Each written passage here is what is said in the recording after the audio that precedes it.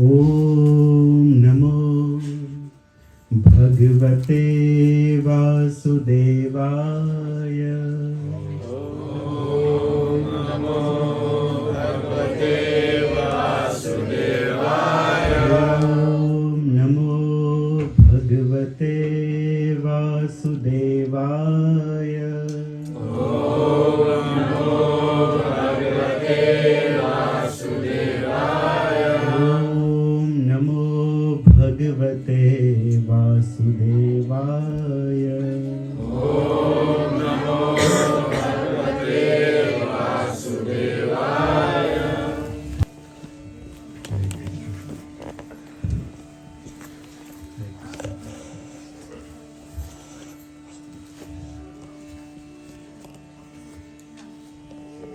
एक श्लोक है बहुत सुंदर, और जब भी हम जगन्नाथ कथा कहते हैं, सौभाग्य मिलता है जगन्नाथ जी की कथा कहने का, तो इस श्लोक को हम कहते हैं और आप लोग हमारे पीछे इसे दोहरा सकते हैं। बहुत ही अच्छा श्लोक है। यत्र साक्षात् जगन्नाथ शंख चक्र गदाधरः जन्तूनां दर्शनात् मुक्तिं यो ददाति कृपानिधः।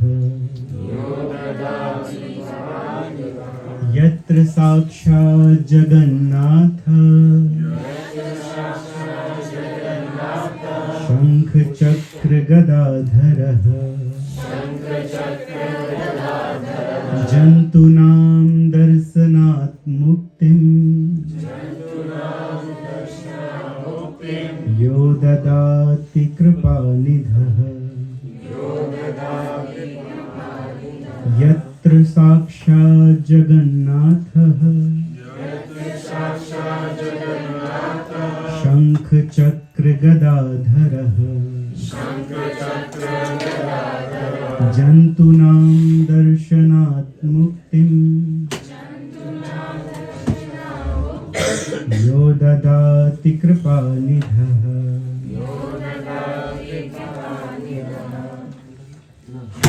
ॐ अज्ञानतिमिरान्धस्य ज्ञानाञ्जनशलाकया चक्षुरुन्मिलितं येन तस्मै श्रीगुरुवे नमः।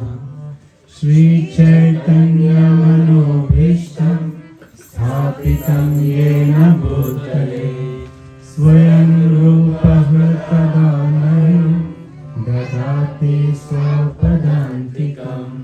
वन्देऽहं श्रीगुरुः श्रीयुतपदकमलं श्रीगुरुं वैष्णवांश्च श्रीरूपं साग्रजातं सहगणो रघुनाथान्वितं तं सजीवं साद्वैतं सावधूतं परिजनसहितं कृष्णचैतन्यदेवं श्रीराधाकृष्णपादां सहगणललिता श्रीविशाखान्वितांश्च। हे कृष्णा करुणा सिन्धु दीनबन्धो जगत्पते गोपेश गोपिका कान्त राधाकान्त नमोस्तुते। तप्त काञ्चन गौराङ्गे राधे वृन्दावनेश्वरी वृषभानुसुते देवी प्रणमामि हरिप्रिये। वाञ्छाकल्पतरुभ्यश्च कृपासिन्धुभ्येव च पतितानां पावनेभ्यो वैष्णवेभ्यो नमो नमः। जय श्री कृष्ण चैतन्य प्रभु नित्यानंद श्री अद्वैत गदाधर शिवासादि गौर भक्तवृंद। हरे कृष्णा कृष्णा कृष्णा हरे हरे हरे राम राम राम हरे हरे। हरे कृष्णा कृष्ण कृष्ण हरे हरे हरे राम राम राम हरे हरे हरे कृष्ण कृष्ण कृष्ण हरे हरे हरे राम राम राम हरे हरे। श्री श्री जगन्नाथ बलदेव सुभद्रा मैया की जय। आपने एक श्लोक सुना, यत्र साक्षात जगन्नाथ, यत्र, जहां पर साक्षात जगन्नाथ जी रहते हैं, यत्र साक्षात जगन्नाथ। और जगन्नाथ जी कैसे रहते हैं? शंख चक्र गदाधर, उनके पास शंख भी है, पांचजन्य ऋषिकेश, पांचजन्य नाम का वो शंख धारण करते हैं, चक्र सुदर्शन चक्र धारण करते हैं, गदा कौमुदकी नाम की गदा और पद्म बहुत सुंदर है उनके पास। शंख चक्र गदाधर जंतु नाम दर्शनात् मुक्तिम। जैसे ही कोई श्री जगन्नाथ जी को देख लेता है तो निश्चित रूप से उसकी मुक्ति हो जाती है, इसमें कोई भी संशय नहीं है। जगन्नाथ जी को केवल देखने से मुक्ति हो जाती है। उस मंदिर में जो चक्र है, केवल चक्र को देखने से साक्षात जगन्नाथ जी के दर्शन करने का सौभाग्य प्राप्त होता है। चैतन्य मंगल में ऐसा वर्णन है कि बहुत दूर से चैतन्य महाप्रभु जब प्रथम बार पुरी की तरफ आगे गए तो बहुत दूर से केवल उस चक्र का दर्शन किया और चैतन्य महाप्रभु को उसमें बाल गोपाल जी के दर्शन हुए। वैसे बहुत सारे भक्त हैं जो केवल उस चक्र का दर्शन करके भगवान का दर्शन किए हैं। जंतु नाम दर्शनात् मुक्तिम, यदि कोई उन्हें देख लेता है तो उनकी मुक्ति हो जाती है, इसमें कोई भी संशय नहीं है। यो ददाति कृपानिधः, कृपानिधः, जगन्नाथ जी कृपा निधि है, कृपानिधः, उनका नाम ही इतना अच्छा है जगन्नाथ। जगन्नाथ का अर्थ क्या है? जो सारे जगत के नाथ हैं। हर युग में भगवान आते हैं, कहीं ना कहीं भगवान लीलाएं करते हैं। चारों दिशाओं में भगवान के मंदिर हैं, चार धाम प्रसिद्ध भी हैं। चार धाम प्रसिद्ध हैं तो मुख्य तरह से लोग जानते हैं, चार धाम गंगोत्री, यमुनोत्री, बद्रीनाथ, केदारनाथ, इन नामों से चार धाम को जाना जाता है। लेकिन बड़े बड़े वैष्णव, बड़े बड़े आचार्यों और अलबर इत्यादि ने बताया है, जो बड़े बड़े भक्त होते हैं साउथ इंडिया में उनको अलबर कहा जाता है, तो उन्होंने बताया है कि चार धाम हैं। एक धाम है बद्रीनाथ धाम। सतयुग में भगवान आते हैं, नारायण लीला करते हैं। तो यदि हम उत्तर दिशा की तरफ जाएंगे तो वहां पर कौन है? बद्रीनाथ। तो ये एक धाम है बद्रीनाथ। सतयुग में भगवान बद्रीनाथ जी के रूप में आते हैं, लीलाएं करते हैं। त्रेता युग में रामनाथ, दक्षिण दिशा में जाएंगे तो रामेश्वरम, रामनाथ। द्वापर युग में द्वारिकानाथ, द्वारिकानाथ श्री कृष्ण चंद्र जी आके लीला करते हैं, तो वो भी द्वारिका एक धाम है, रामेश्वरम एक धाम है ऐसे। और कलयुग में पूर्व दिशा की तरफ, कलयुग में जगन्नाथपुरी, तो ये भी एक धाम है, जगन्नाथपुरी। जगन्नाथ, बद्रीनाथ, द्वारिकानाथ, जगन्नाथ और रामनाथ। भगवान नाथ हैं। नाथ का अर्थ है जो पालन करने वाले हैं, सभी का पालन करते हैं, इसलिए भगवान एक नाथ हैं। तो जगन्नाथ, जगतेर नाथ इति जगन्नाथ, जो सारे जगत के नाथ हैं उनको जगन्नाथ कहा जाता है। जगतेर नाथ इति जगन्नाथ।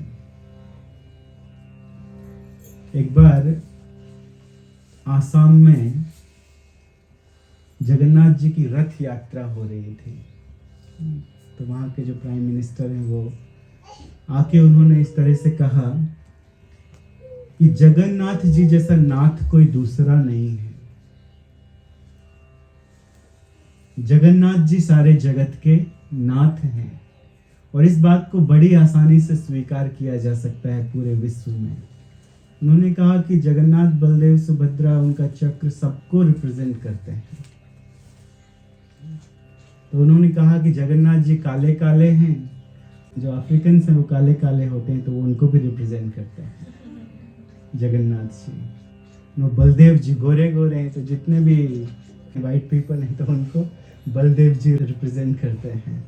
तो सुभद्रा, उन्होंने कहा जितने भी चाइनीज हैं, एशियंस हैं, तो सुभद्रा जी उनको रिप्रेजेंट करती हैं येलो रंग में। और चक्र, रेड इंडियंस, वो कहते हैं जगन्नाथ जी सबको रिप्रेजेंट करते हैं। तो जगन्नाथ जी वास्तव में ये कौन है? जगतनाथ हैं, जगन्नाथ हैं, वो इस तरह से कहते हैं। तो हैं जगन्नाथ, ये सारे जगत के नाथ हैं। और प्रभुपाद जी की कृपा से पूरे विश्व में ये कृपा प्राप्त है कि हर कोई जगन्नाथ जी का दर्शन कर सकता है। आप लोग जाएंगे जगन्नाथपुरी में तो वहां देखते हैं कि पंडे सबको अंदर जाने नहीं देते हैं, सभी लोग अंदर नहीं जा सकते हैं, केवल भारतीय ही अंदर मंदिर के प्रवेश कर सकते हैं। उनको पता चल जाएगा कि ये कहीं और से हैं तो फिर जाने नहीं देंगे। तो जो भी भगवान की लीला है, भगवान की इच्छा है, लेकिन भगवान इतने कृपालु हैं, इतने दयालु हैं कि भगवान रथ यात्रा में निकलते हैं जगन्नाथ जी और सबको ये दर्शन देने का सौभाग्य प्रदान करते हैं। कोई भी आके भगवान का दर्शन कर सकता है। और प्रभुपाद जी की कृपा से पूरे विश्व में जगन्नाथ रथ यात्रा होती है। तो पूरे विश्व में कोई भी जगन्नाथ जी का दर्शन कर सकता है, जगन्नाथ जी को देख सकता है। तो अलग अलग लोग जगन्नाथ जी के इस विचित्र विग्रह को देखकर विचित्र बातें करते हैं। कुछ लोग कहते हैं भैरव है, भगवान का स्वरूप देख के। कुछ लोग कहते हैं भैरव है, कैसा स्वरूप है। कुछ लोग कहते हैं ये तो भूत प्रेतों का स्वरूप है। जो भक्त नहीं है वो इस तरह से कहते हैं। और कुछ लोग आसानी से ऐसा कह देते हैं कि भगवान निराकार है, इस स्वरूप के द्वारा भगवान ने बता दिया। क्योंकि ये बनाना जब शुरू किया विश्वकर्मा जी ने तो पूरा बना नहीं पाया, इसका मतलब कि भगवान निराकार है, ऐसा कह देते हैं। लेकिन जो भगवान के भक्त हैं वो भगवान के इस महाभाव को ग्रहण करते हैं। ये भगवान का महाभाव का स्वरूप है जिसमें भगवान ने महाभाव प्रकट किया है। और भगवान के सुंदर स्वरूप को भक्तगण बहुत आदर से दर्शन करते हैं और इसका आस्वादन भी करते हैं, रलिश करते हैं भगवान के इस विग्रह को, इस स्वरूप को। तो भगवान का ये जो स्वरूप है ये शाश्वत है। जगन्नाथ जी का ये स्वरूप शाश्वत है। भगवान इस कलयुग में इसी तरह से प्रकट है और इनको दारू ब्रह्म कहा जाता है। क्या कहा जाता है? दारू ब्रह्म कहा जाता है। इसी तरह से भगवान प्रकट हैं, इसी स्वरूप में भगवान प्रकट हैं। जब नव कलेवर होता है तो पंडों को सपना आता है, स्वप्न आता है कि कौन सी लकड़ी से भगवान का यह विग्रह बनाना है। और भगवान के अंदर कुछ तो है, जो भी है कुछ है इनके अंदर जिसको निकाल के ट्रांसफर किया जाता है। अब कुछ है, हमने ऐसा क्यों कहा? क्योंकि पट्टी बांधी जाती है।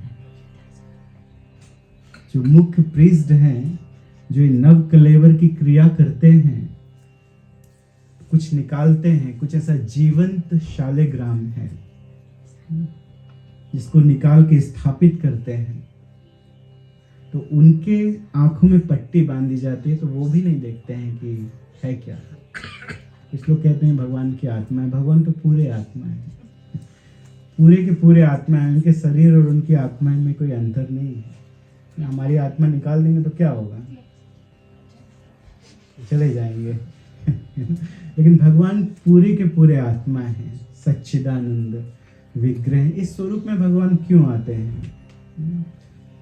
भगवान किसी और अवतार रूप में भी आ सकते हैं, किसी और स्वरूप में आ सकते हैं, लेकिन ऐसे भगवान क्यों आते हैं?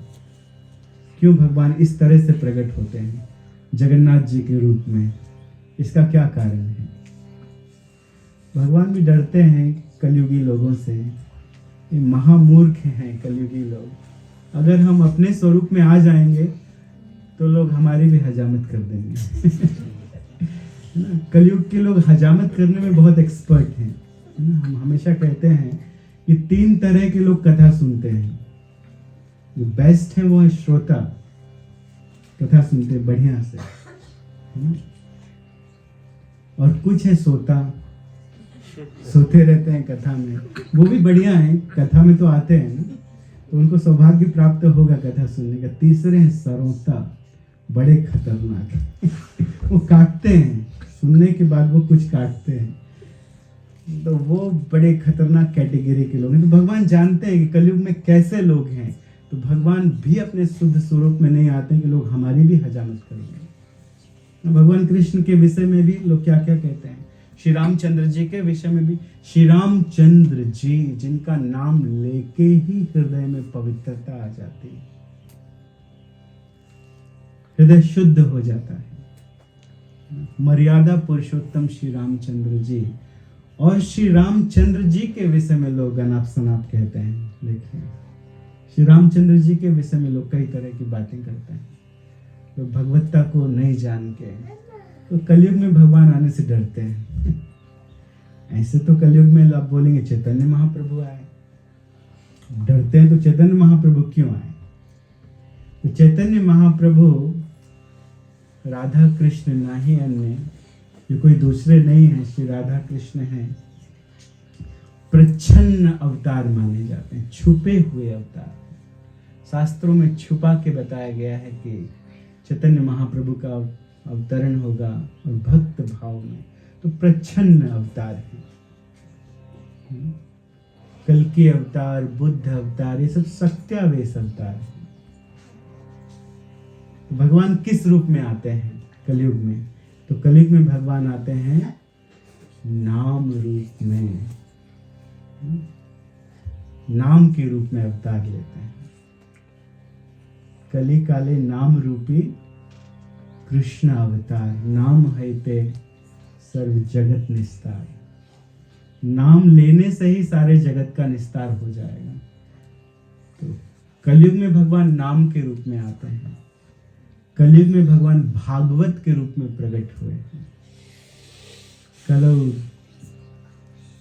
जितने भी कलयुग के पाप हैं, कलयुग के दोष हैं, कलयुग दोष निधे राजन, ये कलयुग दोषों से भरा हुआ है। तो भगवान भागवत के रूप में प्रकट हुए हैं। अपनी शक्ति भगवान ने भागवत में समाविष्ट कर दी है।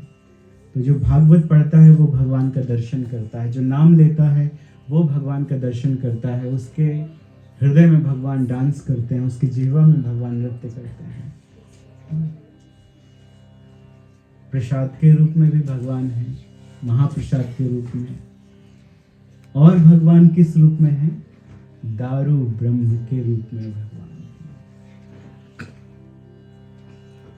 किस रूप में भगवान है? जगन्नाथ जी के रूप में भगवान है।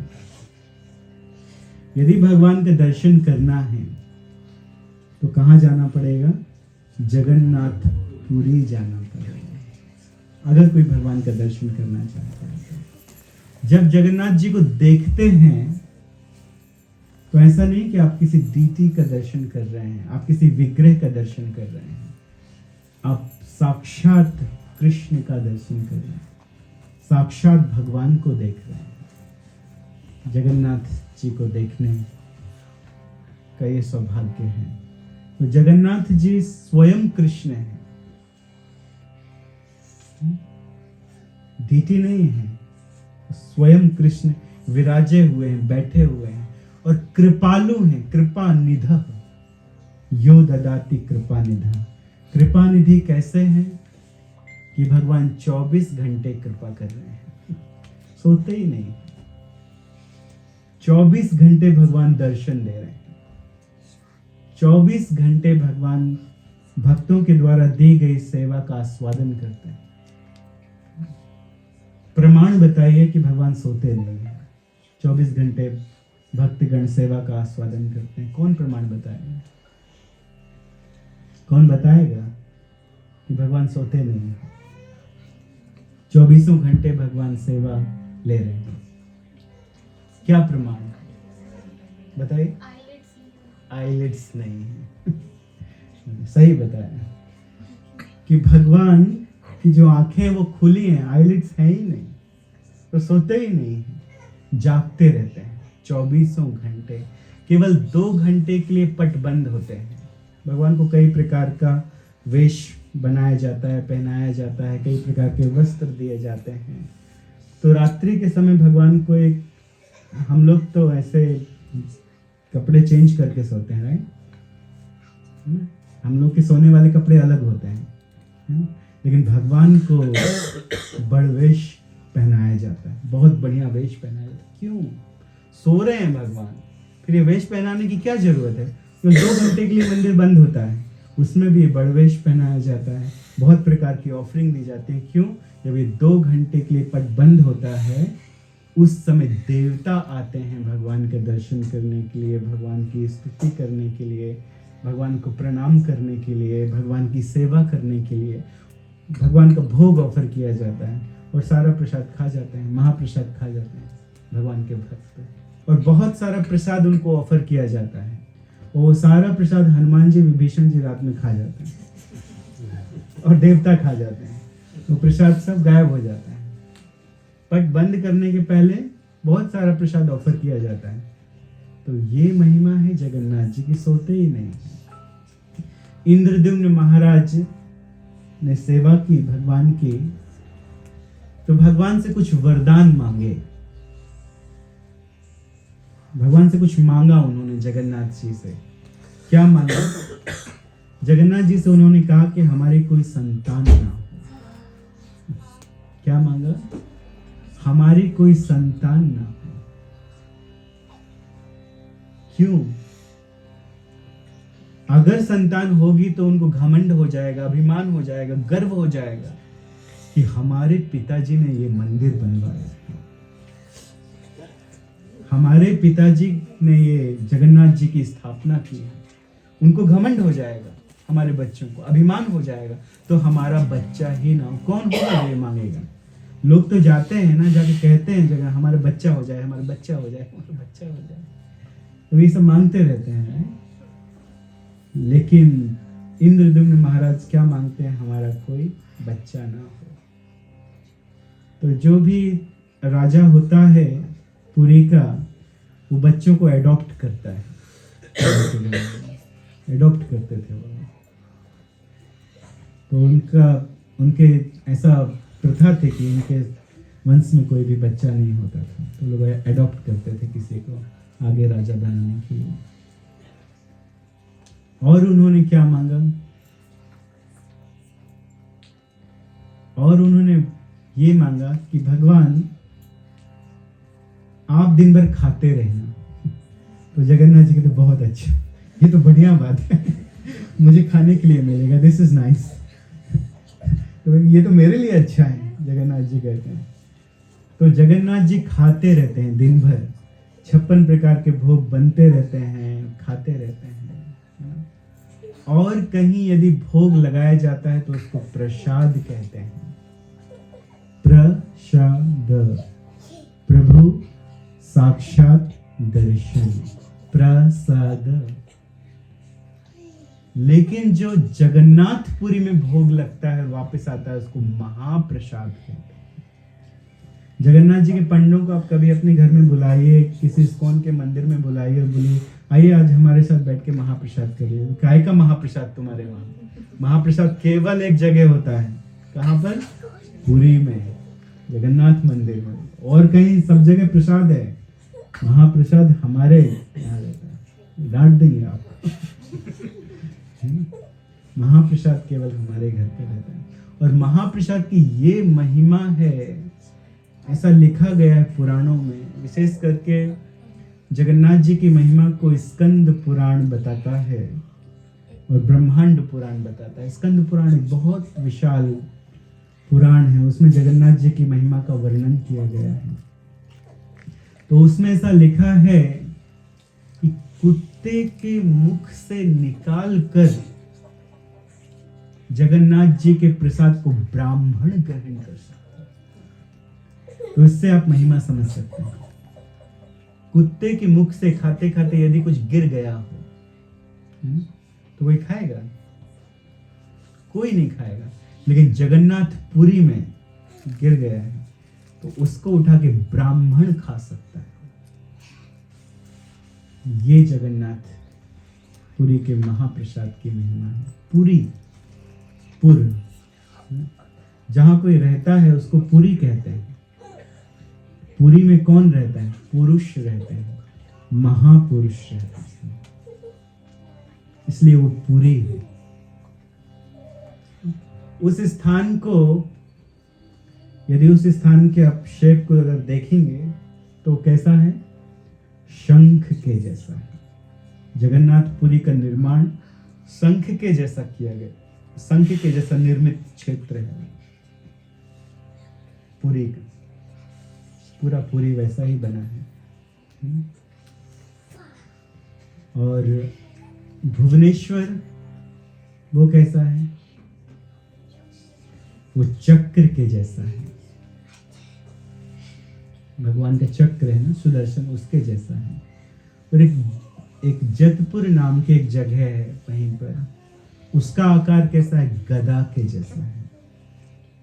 भगवान की गदा के जैसा उसका एक आकार है। और एक और जगह है कोणार्क, वो पद्म के जैसा है। तो भगवान शंख, चक्र, गदा, पद्म धारण करते हैं। और ये पुरी की महिमा है कि वो आकार वैसा है, शंख, चक्र, गदा, पद्म। तो कहीं जाए न जाए, एक जगह जरूर जाना है। और वो कौन सी जगह है? जगन्नाथपुरी। कितने लोग जाते हैं रथ यात्रा में अपने प्राण त्याग करने के लिए? क्यों जाते हैं? प्राण त्याग करने के लिए। कि जगन्नाथ जी का रथ खींचते खींचते यदि हमारे प्राण निकल जाएंगे, इतने लोग रहते हैं, लाखों लोग रहते हैं वहां पर, लाखों लोग। यदि हम पैरों के नीचे दब के मर जाएंगे भक्तों के, तो हमारा जीवन सार्थक हो जाएगा। जगन्नाथपुरी में यदि किसी ने देह छोड़ दिया तो निश्चित रूप से उसकी उच्च गति होती है, कभी वो नीची गति में जा ही नहीं सकता है। वहां पे जो पक्षी और पशु भी यदि शरीर त्यागते हैं तो वो कोई दूसरी योनि नहीं ग्रहण करते हैं, तुरंत उनकी मुक्ति हो जाती है। मनुष्यों की बात ही क्या है। कोई पक्षी भी यदि, यमराज जी बड़े परेशान थे। ब्रह्मा जी तपस्या कर रहे थे पहले। ब्रह्मा जी ने तपस्या की, भगवान को प्रसन्न किया, भगवान से मांगा कि हे भगवान, आने वाले युगों में लोग बहुत प्रकार के पाप करने वाले हैं। और ब्रह्मा जी कभी कभी ये सोचते मैं सृष्टि करूं तो क्यों करूं? ब्रह्मा जी का काम क्या है? सृष्टि करना। ब्रह्मा जी क्रिएशन करते हैं। तो ब्रह्मा जी मैं क्रिएशन करूं? हर दिन के बाद प्रलय होता है और प्रलय होने के बाद फिर से सृष्टि होती है, फिर से जीव आते हैं और जीव ये सब पाप कर्म कर रहे हैं, फंसे हैं इस जगत में, तो क्यों फंसाऊं मैं लोगों को, है ना। ब्रह्मा जी भी सोच रहे होंगे, हे भगवान, हे कृष्ण, मैंने किस लिए सृष्टि की थी और जीव ये क्या कर रहे हैं। सत्यलोक से बैठ के देखते होंगे क्या कर रहे हैं ये लोग, किन चीजों को बना रहे हैं। कुछ बनाने को नहीं है तो वायरस बना रहे हैं। क्या कर रहे हैं, मैंने क्यों सृष्टि की थी और ये खुद क्रिएशन करना चालू कर दिए। वो भी सोचते हैं ये तो हमारे जो 84 लाख स्पीसीज में ये तो था ही नहीं, ये कहां से नया वायरस बना दिया, या होगा भी, जो भी है कौन जाने। तो ब्रह्मा जी भी चकित होंगे।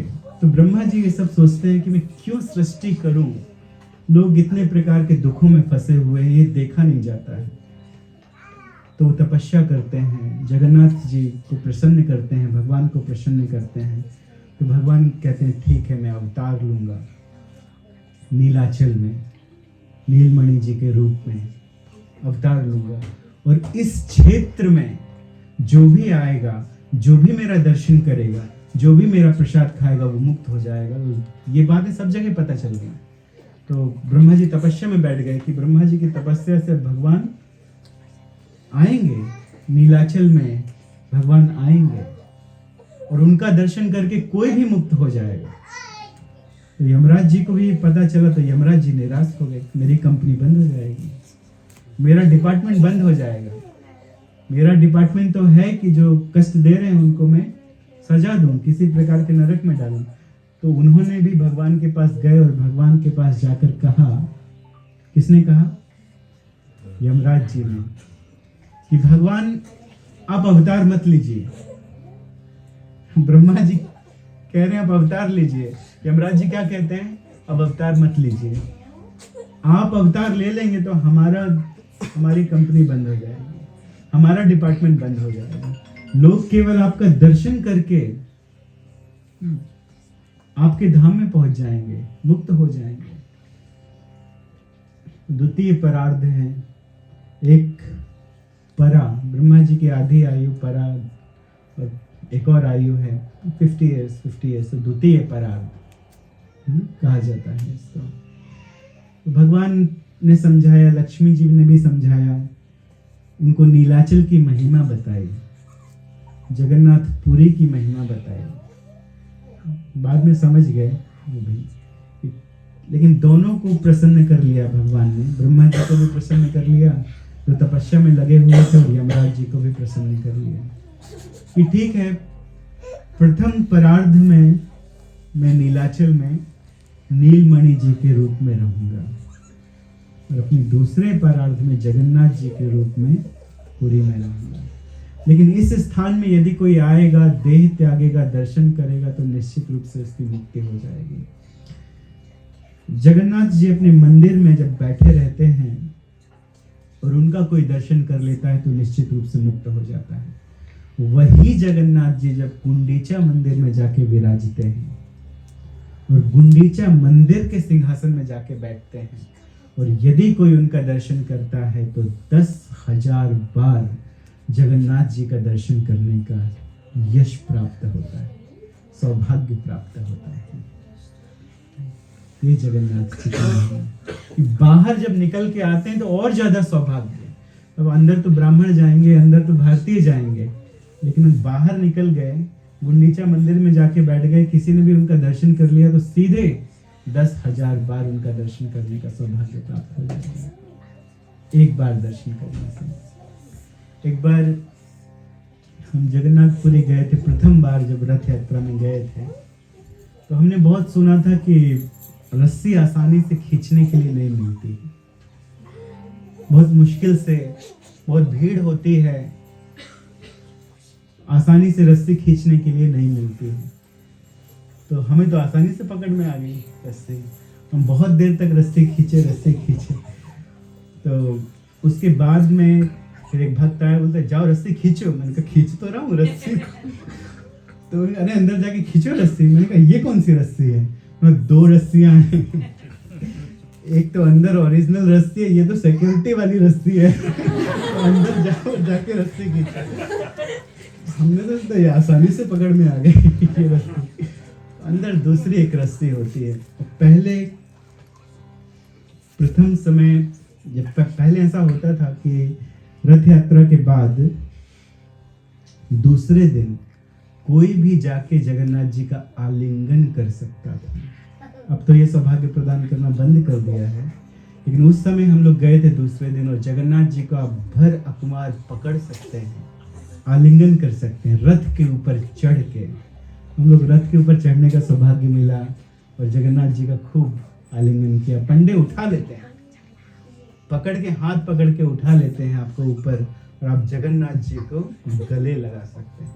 बहुत बड़े जगन्नाथ जी हैं, आसानी से बाहर नहीं आते हैं, रस्सी से खींच के उनको निकालना पड़ता है, रस्सी से खींच के निकालना पड़ता है जगन्नाथ मंदिर से। फिर और एक साथ में 30 पंडे खींचते हैं, तब किसी तरह से धीरे से आके वो विराजते हैं, रथ में बैठते हैं और सौभाग्य प्रदान करते हैं। तो कई तरह की वो लीला करते हैं। यदि दर्शन ना मिले, महाप्रसाद मिल जाए, महाप्रसाद में भी उनका एक अन्न प्रसाद होता है। जगन्नाथ के भात को जगत पसारे हाथ, जगन्नाथ जी का भात, उसके लिए जगत हाथ पसारे बैठा है कि थोड़ा सा प्रसाद मिल जाए, कहीं मिल जाए थोड़ा सा खाने के लिए। ये कथा, ये कहावत बहुत प्रचलित है भारत में। ये लोग इतनी बड़ी बड़ी एक रेड कलर की पोटली जैसे होती है, एक रेड कलर का कपड़ा होता है, उसके अंदर जगन्नाथ जी का राइस दे देते हैं और इतनी बड़ी बड़ी पोटली में लोग वो राइस लेके आ जाते हैं। तो जब कहीं कोई शादी हो रही है, कोई बड़ा प्रोग्राम हो रहा है जहाँ हजारों लोग आने वाले हैं, तो वहाँ खाने में थोड़ा सा जगन्नाथ जी का राइस डाल दिया जाता है। इसका मतलब है कि कभी भी भोजन कम नहीं पड़ेगा। तो जो बड़े बड़े भोजन बनाने वाले हलवाई होते हैं ना, वो अपने पास रखते हैं वो, और जब कहीं उनका कैटरिंग होता है तो थोड़ा सा डाल देते हैं कि कम नहीं होगा, वो डाल देते हैं उसको। और इसके अलावा कई प्रकार का भोग उनको लगता है, लेकिन बहुत सारी चीजें वर्जित भी हैं। जो चीजें भारत में होती हैं वही चीज पकाई जाती है अंदर। और इसके अलावा महाप्रसाद इसलिए भी कहा जाता है क्योंकि एक बार एक सन्यासी कथा कह रहे थे, और कथा कहते कहते उन्होंने ये कहा कि इस्कॉन वालों को कभी भी जगन्नाथ मंदिर का मैनेजमेंट नहीं देना चाहिए। सन्यासी बोल रहे थे, इस्कॉन के सन्यासी, कभी भी इस्कॉन वालों को ये अवसर नहीं देना चाहिए कि वो जगन्नाथ जी का मैनेजमेंट चलाएं। तो लोगों ने पूछा क्यों? अगर मिलेंगे तो अच्छा है ना, कोई भी अंदर दर्शन करने के लिए जा सकता है। लोग पंडे लोग तो सबको आने नहीं देते हैं। तो उन्होंने कहा नहीं तो वहाँ भी पिज़्ज़ा पास्ता चालू हो जाएगा, ऑफरिंग में वहाँ भी पिज़्ज़ा पास्ता चालू हो जाएगा, इसलिए इस्कॉन वालों को ये सौभाग्य नहीं मिलेगा। वहाँ के जो पंडे वो ध्यान रखते हैं कि क्या उनके लिए बने। तो बहुत सारी चीज़ें हैं जो जगन्नाथ जी के प्रसाद में ऑफर नहीं होती हैं। ऑनियन गार्लिक तो कभी हो ही नहीं सकता है, तो डेफिनेटली, लेकिन बहुत सारी ऐसी चीज़ें हैं जो वर्जित हैं और दूसरी जगह तो बना दी जाती हैं, लेकिन जो प्रथा चली आई है पहले से उसको फॉलो करते हैं, बहुत ही स्ट्रिक्टली फॉलो करते हैं। और इसके अलावा अग्नि जब जलाई जाती है भोग बनाने के लिए जगन्नाथ जी को, तो वो भी प्रतिदिन यज्ञ होती है। यज्ञ के द्वारा, मंत्रों के द्वारा अग्नि को स्थापित किया जाता है, जलाया जाता है। तो प्रसाद बनाने, भोग बनाने के पहले भी विधि है कि किस तरह से बनाया जाए। तो कई प्रकार के मंत्रों को पढ़ के यज्ञ करके फिर वो आग जलाई जाती है, फिर उसके ऊपर भोजन बनाया जाता है। और भी एक कारण है कि वहां का प्रसाद महाप्रसाद है। एक बार की ये घटना है, पुराणों में लिखी हुई है, विशेष करके चैतन्य मंगल में इसका वर्णन किया गया है, पुराणों से लिया गया है कि एक बार नारद जी ने लक्ष्मी जी की बहुत सेवा की। नारद जी वैकुंठ गए और वैकुंठ जाके लक्ष्मी जी की बहुत सेवा की, सेवा के द्वारा प्रसन्न कर लिया लक्ष्मी जी को। तो लक्ष्मी जी प्रसन्न होकर नारद जी से कहती हैं कि My dear son, what do you want? Ask me anything. I'm very happy with you today. So whatever you want, you can ask, and then हम आपको देंगे. जो भी मांगोगे हम आपको देंगे. बहुत खुश थी लक्ष्मी जी ने. थोड़ा सावधान होना चाहिए कभी कभी. जो भी मांगो वो देंगे ये ना बोलो. सारे देवता फंस जाते हैं. ठीक है बेटा, बहुत प्रसन्न है रावण. हिरण्यकश्यपु, हम बहुत प्रसन्न हैं. जो मांगना हो मांग लो. फिर मांग लेते हैं कुछ भी. नारद जी तो बहुत बड़े भक्त हैं. सेवा से प्रसन्न किए और प्रसन्न करके कहते हैं कि माता, कि मैं तो साधु हूँ. फकट चंद्र गिरधारी, ना लोटा ना थाली. ना लोटा ना थाली, ये सब तो हमारे पास है नहीं. हम तो फकट चंद्र गिरधारी, हम क्या मांगे. लेकिन आप प्रसन्न हैं तो भगवान नारायण का थोड़ा सा महाप्रसाद दे दो. थोड़ा सा प्रसाद खिला दो. ये सुनते ही लक्ष्मी जी का चेहरा थोड़ा थोड़ा काला पड़ने लगा, डल पड़ने लगा. ये क्या मांग लिया. ये कैसे पूरा. बहुत प्रयास किया कि बेटा और कुछ मांग लो. Ask me something else. Don't worry about mahaprasad, वो तो कहीं भी मिल जाएगा. Ask me anything else, something else. लेकिन उन्होंने कहा नहीं, हमें तो यही चाहिए. जिद पकड़ ली कि आपने कहा था कि हम देंगे, जो चाहिए वो देंगे. और नारद जी बड़े स्मार्ट हैं. उन्होंने बोल दिया कि promise me first and then I ask. तो प्रॉमिस कर दिया उनको लक्ष्मी जी ने. अब बेचारे क्या करें. अब लक्ष्मी जी सोचने लगी कि हम लोगों के लिए तो हम लोग कुछ कह देते हैं, करे ना करे क्या फर्क पड़ता है. लेकिन उनके लिए बड़ी बात है. उनके मुख से यदि कोई निकल गया तो करना ही है. प्राण जाए पर वचन न जाए. तो कैसे करें. कुछ और मांग लो बेटा, लेकिन हमें तो वही चाहिए. महाप्रसाद ला के दीजिए. अब क्या करें. तो लक्ष्मी जी ने कहा कि अच्छा ठीक है, हम कुछ करते हैं, वेट करो. तो प्रतिदिन की तरह लक्ष्मी जी ने बहुत बढ़िया से भोग बनाया. और बहुत बढ़िया से भोग बना के और खुश होके गई और सेवा कर रही थी भगवान नारायण जी की. बढ़िया से उनको पंखा झलने लगी और देने लगी, क्या चाहिए देने लगी. लेकिन नारायण समझ गए कि आज कुछ तो बात है. आज लक्ष्मी जी उतनी प्रसन्न नहीं लग रही है. यहाँ पर तो यदि कोई स्त्री प्रसन्न ना हो तो बनाएगी भी नहीं. बनाएगी भी नहीं. रखा है कुछ, खा लो, निकाल के खा लो. बना भी दिया तो मैं सोने जा रही हूँ, तुम अपना निकाल के खा लो. अब ये नहीं कहना चाहिए कि प्रभु जी हम लोग भी काम करते हैं, बराबर का हमारा स्तर है ना. तो आपको भी तो समझना चाहिए बोलने के पहले कि हम भी काम करते हैं. आने के बाद हमने बना दिया कि इतना काफी नहीं है क्या. वो बना के और वो अपने बर्तन साफ करके रख नहीं सकते. लोग ऐसा बोल देते हैं. वो बात अलग है कि पतियों को बराबरी से पत्नी की हेल्प करना चाहिए, वो बात अलग है, जानना चाहिए.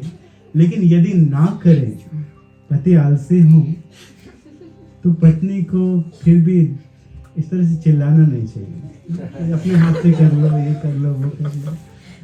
प्यार से दे देना चाहिए. ऐसा लिखा गया है. हमारे गुरु महाराज कहते हैं कोई भी स्त्री अपने पति को प्रसन्न कर सकती है और जो चाहे वो करवा सकती है. कोई भी स्त्री. दो तरीके से. एक तो ये कि घर को साफ सुथरा रखें. ऐसा नहीं कि हम भी काम करते हैं तुम भी करो, चलो. देखिए उनसे जो होता है वो करते हैं, लॉन मूविंग करते हैं, बाहर सब कुछ करते हैं. तो घर को साफ सुथरा रखें. और जब पति आए तो वो मुस्कुराए. बाहर से आए तो मुस्कुराए. और दूसरा, पति को जो अच्छा लगता है वो भोजन बनाए. उस तरह का भोजन बनाए. तो कोई भी स्त्री अपने पति को जीत सकती है, ऐसा हमारे गुरु महाराज जी कहते हैं. खैर तो कलयुग है, जीतना बहुत मुश्किल है. किसी को भी, पतियों को भी जीतना मुश्किल है, पत्नियों को भी जीतना मुश्किल है. क्या करें. अब कोई और विधि भी हो सकती है, वो तो पता नहीं. हमने 2 ही सुना है, तो बाद में आप लोग चतुर हैं, ध्यान रखना चाहिए और भी दूसरी चीज़ों का। तो लक्ष्मी जी को देखकर समझ गए नारायण की आज कुछ तो है, बेचारे आज ठीक नहीं लग रही है, थोड़ी डल है। तो भगवान नारायण ने पूछा कि क्या बात है प्रिय, पतियों को भी अच्छे से बोलना चाहिए। नारायण कितने अच्छे से बोलते हैं, सीखना चाहिए। एक पत्नी को प्रसन्न कर पाना कितना कठिन है, और भगवान कृष्ण ने 16,108 को प्रसन्न रखा।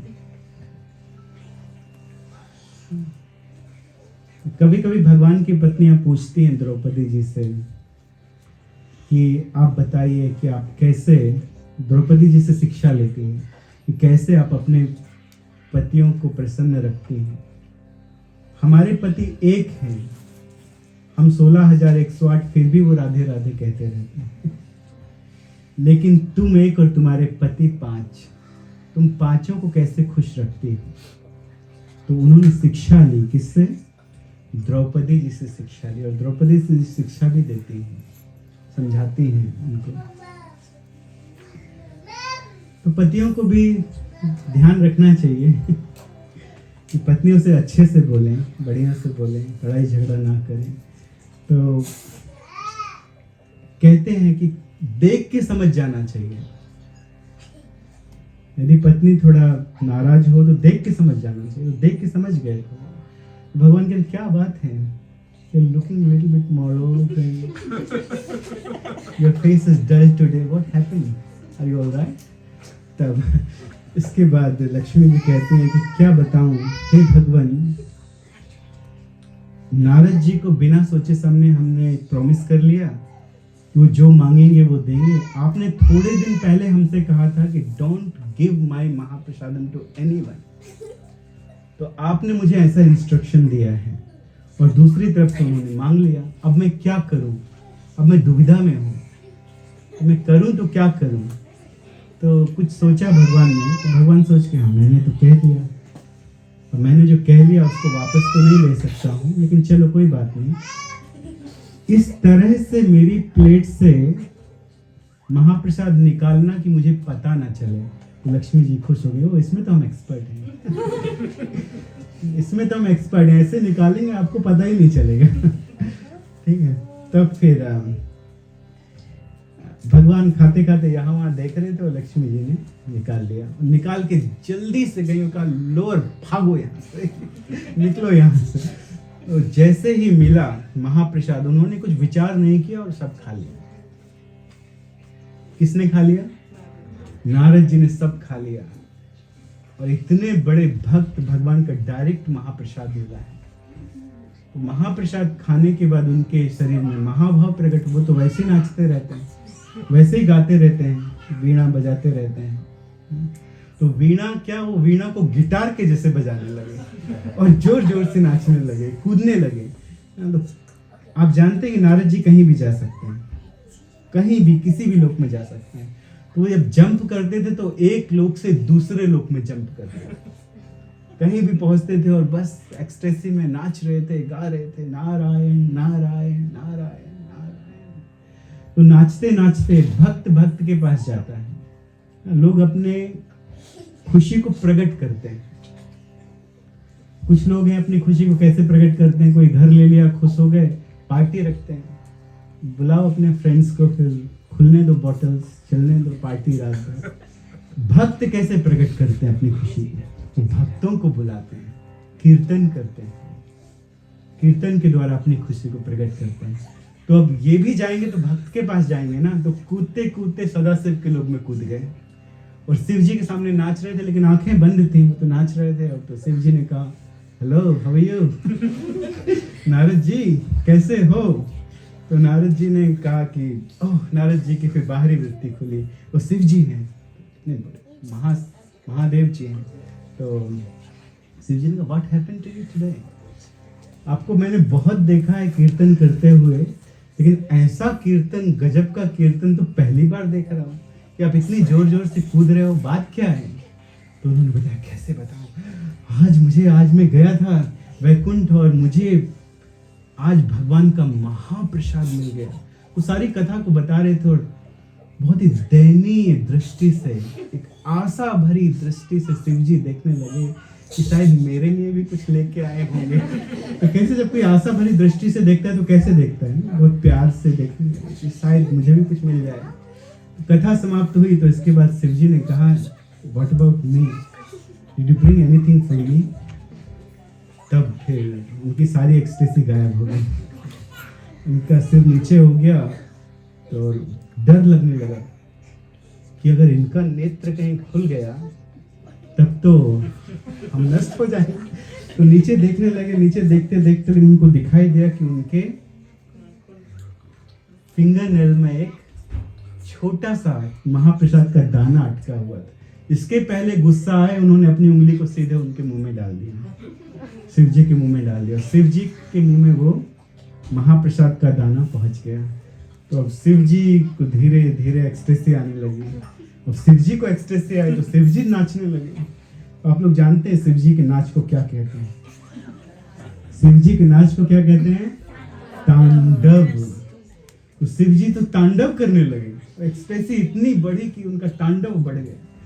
तांडव बढ़ गया तो तांडव तो प्रलय के समय आता है। सब लोग डर गए कि अब क्या होगा। तो तुरंत सब लोग गए, जाके कहा होम मिनिस्टर से कि आप शांत कीजिए।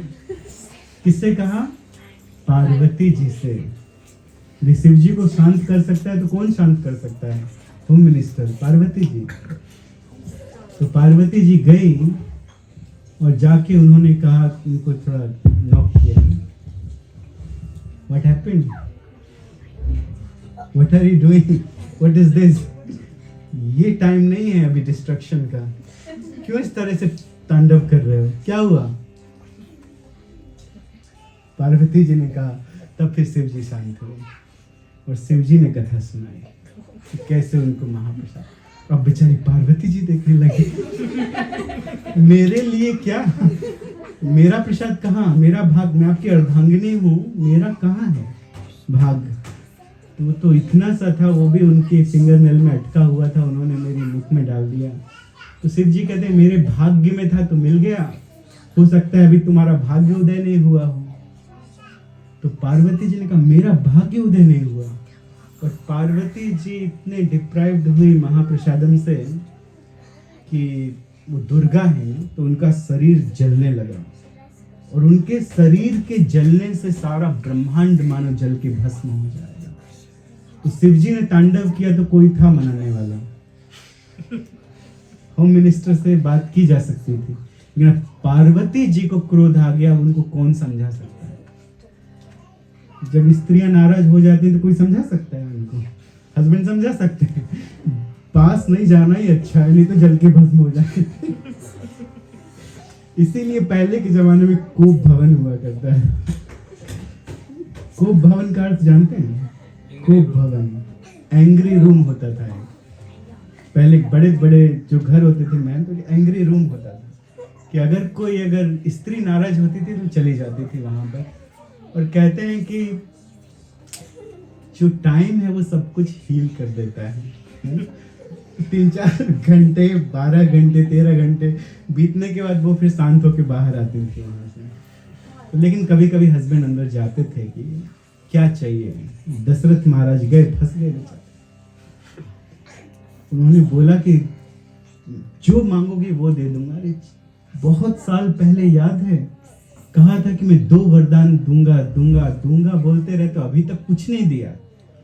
तो दशरथ जी हंसते हंसते कहते हैं, अरे वो 2, अरे 1000 मांगो, 2 की क्या बात, 1000 मांगो। लेकिन जब मांगा तो क्या हुआ? दशरथ महाराज फिर भस्म हो गए। तो बेटर है अकेले ही छोड़ देना चाहिए थोड़े टाइम के लिए, अपने आप सब कुछ ठीक हो जाता है। तो अब पार्वती जी को क्रोध आया, अब क्या होगा? अब क्या होगा? तो सारे देवता भागते भागते गए सीधे नारायण के पास में। तो नारायण की शरण लेना चाहिए वास्तव में, ये भी एक अच्छा उपाय है। घर की स्त्री नाराज है, किसकी शरण ले? आरती करना चाहिए। तो आरती की आवाज सुन के सब शांत हो जाए, तो वो भी आएंगे भोग लगाने के लिए। सारे देवता गए सीधे नारायण के पास कि भगवान क्या किया आपने? तो क्या हुआ, आप लोग आए, सब कुछ ठीक से चल रहा है, सब आपके महाप्रसादम का दोष है, भगवान का ही दोष है, महाप्रसादम का दोष। शायद इसीलिए उन्होंने मना किया होगा भगवान ने कि लक्ष्मी जी को कि मेरा महाप्रसाद किसी को नहीं देना, क्योंकि वो जानते थे क्या होगा। तो इसके बाद तुरंत भगवान बैठे गरुड़ के ऊपर और तुरंत भगवान पार्वती जी के पास आए और पार्वती जी से कहते हैं, अरे कितना महाप्रसाद चाहिए, मैं देता हूँ ना, मैं स्वयं देता हूँ, कितना महाप्रसाद। लेकिन पार्वती जी ने कहा कि मेरा क्रोध शांत नहीं होगा। पुरुषों को यदि पूछा जाए कि क्या चाहिए तो वो वही मांगेंगे जो उनको जरूरत है, मांग लेंगे। लेकिन स्त्रियां कुछ अलग होती, स्त्रियां केवल अपने विषय में नहीं सोचती हैं, अपने पूरे परिवार के विषय में सोचती। पुरुष केवल अपने विषय में सोचता है, लेकिन स्त्रियां पूरे परिवार के विषय में सोचती हैं। तो उनको नाराज होना भी अलाउड है, होना चाहिए, सबके विषय में सोचती हैं। तो पार्वती जी उस समय ये कहती हैं, जब तक आप मेरी सारी संतान को महाप्रसाद नहीं देंगे तब तक मैं शांत नहीं होंगी। यदि प्रसाद देना भी है तो मेरे पूरे परिवार को दीजिए। और सारा जगत किसकी संतान है? दुर्गा की संतान है, पार्वती जी की संतान है। तो आप सबको महाप्रसाद दीजिए। तब जगन्नाथ जी ने कहा, तथास्तु, मैं जगन्नाथ जी के रूप में अवतरित होऊंगा और मेरा प्रसाद सबसे पहले ऑफर होने के बाद तुम्हें ऑफर होगा। और चिंता मत करो, तुम मेरे पास में रहोगे। शिव जी ने नहीं दिया ना, वो दूर रहेंगे। तो काशी विश्वनाथ जी थोड़ा दूर में है, 2 बाउंड्री हैं जगन्नाथ मंदिर में। तो पहली बाउंड्री के पास में विमला जी का, विमला देवी का मंदिर है। कोई भी जगत में कोई भी ऐसा दूसरा मंदिर नहीं है जहां भोग निकल के पहले किसी और को ऑफर हो। भोग निकला और बस वो प्रसाद बन जाता है, वितरित हो जाता है सबको। लेकिन जगन्नाथ जी का प्रसाद कहाँ पहुंचता है? विमला जी के पास में पहुंचता है, उसके बाद सारे जगत में पहुंचता है। और शिव जी ने नहीं दिया था ना कि बाहर की बाउंड्री में रखिए। तो शिव जी का मंदिर थोड़ा दूर है वहां से। शिव जी का मंदिर है लेकिन दूर है, सबका मंदिर है वहां पर। नरसिंह देव जी का भी मंदिर है। जब ये यज्ञ हुआ था, जब ये मंदिर का निर्माण पूरा हुआ और राजा इंद्रद्युम्न ने ब्रह्मा जी को बुलाया था यज्ञ करने के लिए। ब्रह्मा जी आए थे यज्ञ करने के लिए। तो उस यज्ञ से कौन प्रकट हुए थे? नरसिंह देव जी प्रकट हुए थे, लक्ष्मी जी के साथ में। और 7 हुडित शेषनाग जी उनके ऊपर थे। तो उस स्वरूप को देखकर राजा इंद्रद्युम्न डर गए थे, इतना भयंकर स्वरूप था नरसिंह देव जी का। लेकिन वो शांत स्वरूप में वहीं पे विराजते हैं। शिव जी हैं, विमला देवी जी हैं, हनुमान जी भी हैं, हनुमान जी भी वहां पर विराजित हैं। बहुत सारी लीलाएं हैं। सुदर्शन जी भी बैठे हुए। पहले सुदर्शन जी का स्थान कहाँ पे था? दाएं हाथ में था, लेकिन जब से उनको अहंकार हुआ वो बाएं हाथ में आ गए। लेकिन एक वरदान भी है कि ऊपर बैठे रहते हैं वो चक्र के रूप में। तो ये सब अलग कथाएं हैं, कभी समय मिलेगा तो ये कथाएं आगे बताई जाएंगी आप लोगों को कि कैसे दाएं से बाएं में आ गए, कैसे लकड़ी बन गए। चक्र है ना, फिर बैम्बू स्टिक कैसे बन गया? तो वो एक अलग कथा है। उनको एक बार अहंकार हुआ था, अब यहीं बैठो कि मैं भगवान की रक्षा करता हूँ। कभी कभी देखिए भक्तों को अहंकार होता नहीं है। सुदर्शन जी भी भगवान के भक्त हैं। अर्जुन हमेशा भगवान के साथ में रहते हैं, श्री अर्जुन। उनको भी कभी माया मोह ये सब आ नहीं सकता है, माया मोह में फंस नहीं सकते हैं। अरे जो भगवत गीता पढ़ता है, जो भक्तों का संग करता है, उसको माया मोह नहीं होता। जो हमेशा भगवान के साथ में रहते थे उनको माया मोह कैसे हो सकता है? जो हमेशा भगवान के साथ रहते हैं। कभी कभी जब भगवान द्वारिका में रहते हैं तो अर्जुन भगवान के साथ द्वारिका में रहते हैं, कई महीने वहीं रह जाते हैं, वापस से नहीं आते हैं। और जब वो वापस आना चाहते हैं हस्तिनापुर तो भगवान द्वारिका से उनको छोड़ने आ जाते हैं और फिर 3-4 महीने उनके साथ रह जाते हैं, वापस नहीं जाते हैं। और फिर जब भगवान द्वारिका जाते हैं तो फिर अर्जुन छोड़ने के लिए जाते हैं, फिर 3-4 महीने वहीं रह जाते हैं। तो जो हमेशा भगवान के साथ रहते हैं उनको माया मोह कैसे आ सकता है? तो एक भक्त बढ़िया से बताते हैं, एक भक्त उदाहरण देते हैं कि इंडिया में जो वॉशिंग पाउडर का जो एडवर्टाइज है वो कैसे दिया जाता है?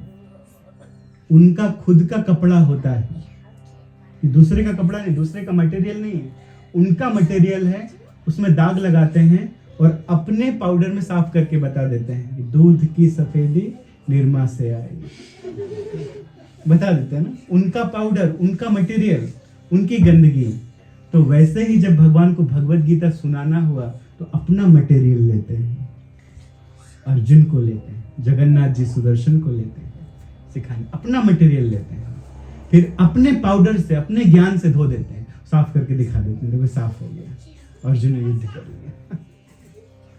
तो ये भगवान की भगवत्ता है कि अपने व्यक्ति को माया में डाल के, मोह में डाल के, अहंकार में डाल के दूसरों को सिखाते हैं।